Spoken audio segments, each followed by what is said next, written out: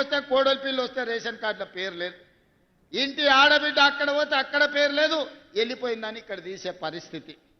ఎట్లాగాని పరిస్థితి ఆడబిడ్డలకు ఉండే. మరి ఇవాళ మా సీతక్క మా శ్రీనివాసరెడ్డి గారు బాధ్యత తీసుకొని లక్షలాది రేషన్ కార్డులు ఇచ్చి, అదే విధంగా పిల్ల ఒకవేళ మన ఆడబిడ్డ పెళ్ళై అత్తగారింటికి పోతే అత్తగారింట్లో ఆడబిడ్డ పేరు నమోదు చేపించి ఇవాళ దాదాపుగా రాష్ట్రంలో 1,10,00,000 రేషన్ కార్డులు ఇవాళ తెలంగాణ రాష్ట్రంలో ఈ ప్రభుత్వము ఇస్తున్నది. ఈ రేషన్ కార్డులలో 3,10,00,000 మంది, మీడియా మిత్రులారా రాసుకోండి నా మాట, ఈ తెలంగాణ రాష్ట్రంలో 3,10,00,000 మంది తెలంగాణ బిడ్డలకు ఈ ప్రభుత్వం సన్న బియ్యం ఇస్తుంది. ప్రతి బిడ్డ ఇవాళ ప్రతి ఇంట్లో ప్రతి తల్లి తన కన్న బిడ్డకు ఇందిరమ్మ రాజ్యంలో ఇస్తున్న సన్న బియ్యంతో వండి బుక్కెడు బువ్వ తినిపిస్తుంది. నేను అడుగుతున్న మీడియా మిత్రులు కూడా పేదవాళ్ళే, ఆనాడు దొడ్డు బియ్యం ఎన్నడన్నా మీరు తిన్నారా? కనీసం చూడనన్న చూసిర్రా? అట్లొస్తే ఇట్లా రేషన్ షాపోడే 10 రూపాయలకు 11 రూపాయలకు పైసలు ఇస్తాను తీసుకునేటోడు, మళ్ళీ వాడే మిల్లోనికి ఇచ్చేటోడు, మిల్లోడు మళ్ళీ ప్రభుత్వానికి ఇస్తాడు, ప్రభుత్వం మళ్ళీ పేదలకు ఇచ్చేది, పేదలు మళ్ళా రేషన్ షాపోనికి అమ్ముకునేది. ఇదే గుండ్రంగా తిరిగినాయి తప్ప ఎన్నడూ కూడా ఆ బియ్యం తిన్న పాపాన పోలే.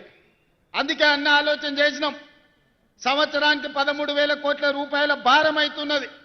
ఆలోచన చేయలే, ఆర్థిక భారం అనుకోలే, పేదవాడి ఆకలి తీర్చాలనుకున్నాం, కడుపు నిండా పచ్చడి అన్నం పెట్టాలనుకున్నాం.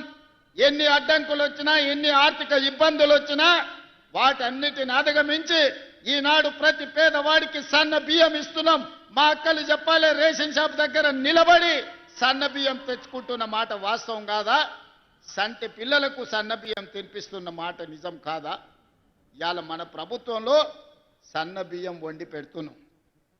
ఈ విధంగా ప్రతి పేదవాళ్ళని దృష్టిలో పెట్టుకొని సంక్షేమ పథకం పేదవాళ్లకు అందాలని, పేదల యొక్క యోగక్షేమాల కోసం ఈనాడు మనం ఆలోచన చేస్తున్నాం.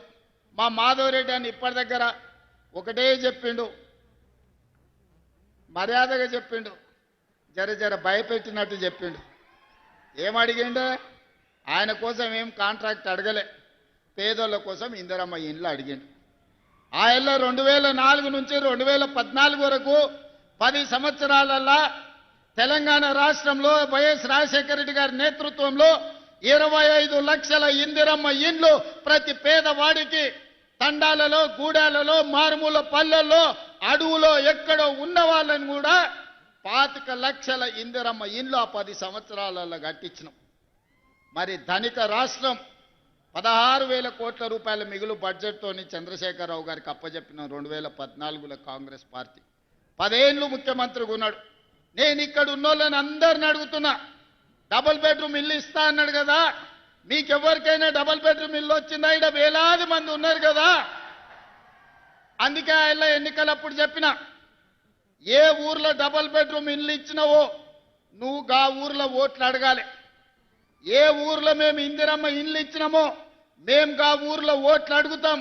హనుమాన్ల గుడి లేని ఊరని ఉండొచ్చు కానీ ఇందిరమ్మ ఇల్లు లేని ఊరు లేదు.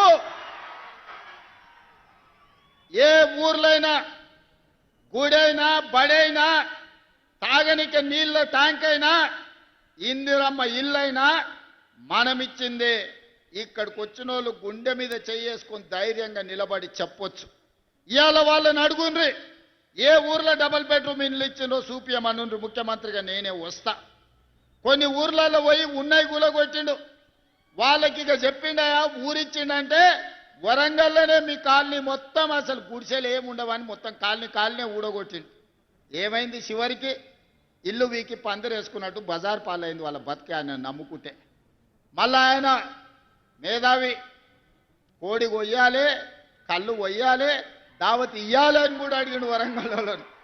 పాపం మంచోళ్ళే, తెలుగు కల్లోలే వరంగల్లో, కానీ ఆయన మాయమాటలు పడి మోసపోయింది.